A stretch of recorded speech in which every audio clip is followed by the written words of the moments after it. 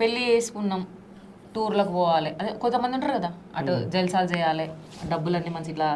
కొంతమంది ఇప్పుడు ఈ ఏజ్లో మేము ఉన్నాము, నేను 18 years, ఆయనకు ఒక 23 ఏమో వచ్చింది, 2 years డిఫరెన్స్ అంతే. ఎంజాయ్ చేయడానికి చూస్తారు చాలా మంది, కానీ మేము అట్లా కాదు. అసలు రూపాయి ఇట్లా పోగేసుకున్నాం మేము. ఏంది శాలరీ వస్తేంది. మళ్ళీ మేము మా పెళ్ళైన వెంటనే మేము ఇల్లు స్టార్ట్ చేసుకున్నాం. మా మామకి అప్పుడు ఇప్పుడు ఇందిరమ్మ ఇండ్లు అంటారు కదా, అప్పుడు మా మామకి కళాకారుల దాని కింద మా మామకి ఇచ్చిర్రు అనమాట. అది మా పెళ్లి కాకముందుకే చిన్నగా బేస్మెంట్ వేసి, మా మామ చనిపోయే ముందు బేస్మెంట్ వేసి పెట్టిర్రు. పెడితే మేము పెళ్ళైన వెంటనే ఒక చిట్టి, మా కళాకారులలో వడ్లకొని అనిల్ అన్నారు ఉంటాడు అన్న, చిట్టీలు స్టార్ట్ చేస్తాడు అన్నట్టు.